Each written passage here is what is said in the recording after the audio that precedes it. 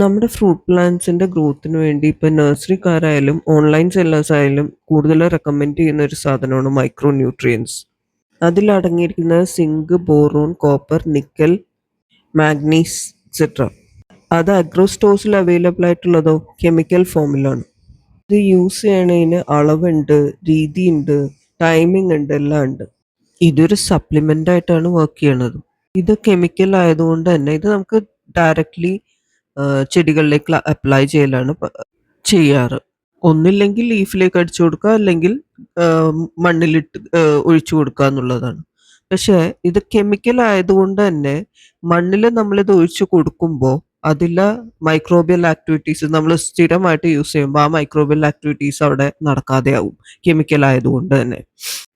രീതികളിൽ നിന്ന് ഇത് അപ്ലൈ ചെയ്ത് കൊടുക്കാവുന്നതേ ഉള്ളൂ. ഒരു regular use of compost, both kitchen compost, leaf compost, എന്ത് കമ്പോസ്റ്റ് ആവട്ടെ, എന്ത് സ്ലറി ആവട്ടെ.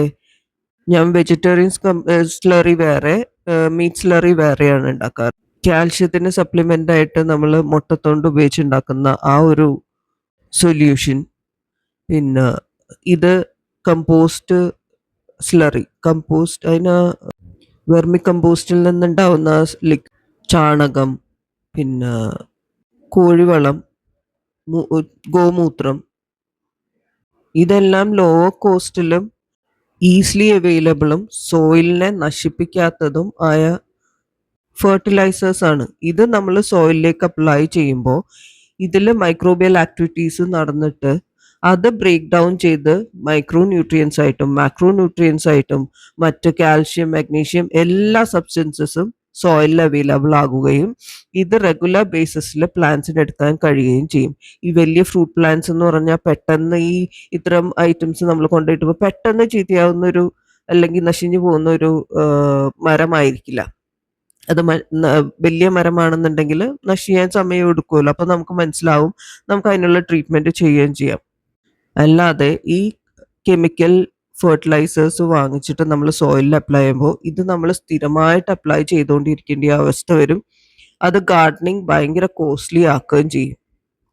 ഈ കെമിക്കൽ ഫെർട്ടിലൈസേഴ്സിന്റെ വിലയൊക്കെ നമുക്ക് അറിയാവുന്നതാണല്ലോ, അഗ്രോ ബസാറിൽ അന്വേഷിച്ചാൽ അത് മനസ്സിലാവുന്ന കാര്യവുമാണ്. പിന്നെ നമുക്ക് പുറത്തുനിന്ന് വേർമി കമ്പോസ്റ്റ്, ഇപ്പൊ ഫ്ലാറ്റിൽ താമസിക്കുന്നവർക്കാണെങ്കിൽ ഇതൊന്നും ഉണ്ടാക്കാനായിട്ടുള്ള പോസിബിൾ അല്ല. അപ്പൊ അവർക്ക് വേർമി കമ്പോസ്റ്റ് ആയിട്ടും ഒക്കെ അവൈലബിൾ ആയിട്ട് natural organic items, seaweed extracts, അങ്ങനെ പല ഐറ്റംസും കിട്ടുന്നുണ്ട്. അത് എനിക്ക് തോന്നുന്നില്ല ഈ കെമിക്കൽസിന്റെ അത്രയും വിലയുണ്ടെന്നുള്ളതും. അത് നമ്മുടെ സോയിലിനൊട്ട് ചീത്തയാക്കാനും പോകുന്നില്ല. So it is better to turn to organic fertilisers rather than ഈ ഗാർഡനേഴ്സ് അല്ലെങ്കിൽ നഴ്സറിക്കാർ പറയുന്ന പോലെ മൈക്രോ ന്യൂട്രിയൻസ് അപ്ലൈ ചെയ്താൽ മാത്രമേ ഇത് ഫ്ലവർ ഇടുള്ളൂ, പൂക്കുള്ളൂ എന്നുള്ളതില്ല. അങ്ങനെയാണെങ്കിൽ റോട്ടിൽ വളരുന്നതും കാട്ടിൽ വളരുന്നതുമായ ഒരു ഫ്രൂട്ട് പ്ലാന്റ്സും ഫ്രൂട്ട് ചെയ്യാൻ പാടില്ലല്ലോ. ഇത് നോക്കൂ, ഇത് വർഷങ്ങളായിട്ട് നിൽക്കുന്ന, എൻ്റെ വീട്ടിൽ നിൽക്കുന്ന ഒരു കൂവളമാണ്. ഇതിന്റെ ഗ്രോത്തിന് ഞങ്ങൾ ഒന്നും ചെയ്തു കൊടുക്കാറില്ല. ഇത് താഴെ കിടക്കുന്ന ഇതിന്റെ ലീവ്സ് തന്നെ കമ്പോസ്റ്റ് ആയിട്ടാണ് ഇത് വളരുന്നത്. ഇതിലേക്കൊരു മുല്ല വള്ളിയും കൂടി കയറിയിട്ടുണ്ട്. ഞാൻ എന്തോരം വളം കൊടുത്താലും എൻ്റെ മുല്ലയിൽ, ഞാൻ ചട്ടിയിൽ വെച്ചിരിക്കുന്ന മുല്ലയിൽ മുല്ലപ്പൂ പിടിച്ചിട്ടുണ്ടെങ്കിൽ ഇച്ചിരി പാടാം. പക്ഷെ ഇത് തണലത്താണ് നിൽക്കണമെങ്കിലും മുല്ലയുടെ പൂക്കുന്ന സമയമാകുമ്പോൾ ഇതിൽ നിറച്ചും പൂവായിരിക്കും. ഭയങ്കര സ്മെല്ലായിരിക്കും ഈ മുറ്റത്തേക്ക് ഇറങ്ങുമ്പോൾ. ഞാൻ ഇതിനു വേണ്ടി ഫ്ലവർ ഇടാനുള്ള ഫെർട്ടിലൈസേഴ്സോ ഒന്നും, ഒരു സാധനവും, വെള്ളം പോലും ഞാൻ ഇതിന് ഒഴിച്ചു കൊടുക്കാറില്ല. അപ്പൊ ഇത് നേച്ചറിൽ തന്നെ അവൈലബിൾ ആയിട്ടുള്ള ഐറ്റംസ്, കമ്പോസ്റ്റിൽ നിന്ന് ഇതെല്ലാം, അതിന് വേണ്ടതെല്ലാം, മൈക്രോ ന്യൂട്രിയൻസ് ആവട്ടെ, മാക്രോ ന്യൂട്രിയൻസ് ആവട്ടെ, മറ്റു ന്യൂട്രിയൻസ് ആവട്ടെ, ഇതെല്ലാം അവർക്ക് തന്നെ ഈ സോയിലിൽ നിന്ന് കിട്ടുന്നതാണ്. നമ്മൾ ആ സോയിൽ നശിപ്പിക്കാതിരുന്നാൽ മാത്രം മതി. റെഗുലർ അപ്ലൈ ഓഫ് കെമിക്കൽ ചെയ്യാതിരുന്നാൽ മതി. അതുകൂടാതെ നമ്മൾ ഈ കമ്പോസ്റ്റ് റെഗുലർ ഇന്റർവെൽസിൽ, കമ്പോസ്റ്റ് ആവട്ടെ മറ്റ് ഓർഗാനിക് ഫെർട്ടിലൈസേഴ്സ് എന്തും റെഗുലർ ആയിട്ട് നമ്മൾ അപ്ലൈ ചെയ്ത് കൊടുത്തു കഴിഞ്ഞു കഴിഞ്ഞാൽ നമുക്ക് ഫ്രൂട്ട്സ് ഉണ്ടാവും, എല്ലാം ഉണ്ടാവും. പക്ഷെ ഫ്രൂട്ട് പ്ലാന്റ്സ് ആണ്, ഇറ്റ് വിൽ ടേക്ക് ടൈം. അതുകൊണ്ട് പേഷ്യൻസ് വേണം. ഇത് ഞാൻ എപ്പോഴും കാണിക്കാറുള്ള എൻ്റെ തമ്പർജിയ മൈസൂറൻസാണ്. ഇതിൽ ഞാൻ ഇതിൻ്റെയും ചോട്ടിൽ ഇതേപോലെ കമ്പോസ്റ്റ് അല്ലെങ്കിൽ ഡ്രൈ ലീവ്സ് ആണ് കിടക്കുന്നത്. അതിനൊപ്പം ഞാൻ ഓർഗാനിക് ആയിട്ടുള്ള സ്ലറി അതൊക്കെ ഒഴിച്ചു കൊടുക്കാറുണ്ട്. പക്ഷേ ഇത് ചട്ടിയിലാണ് നിൽക്കണമെങ്കിൽ സൈഡിലിരിക്കുന്ന സ്ഥലത്താണ് ഞാൻ ഈ സ്ലറികളൊക്കെ ഒഴിച്ചു കൊടുക്കാറ്. ഇതും അതുപോലെ അതിൻ്റെ അടുത്ത് നിൽക്കുന്ന മലബാർ ചെസ്നട്ടിൻ്റെ ഒരു മരമാണ്. ഇതിലും നിറച്ചും കായാണ്.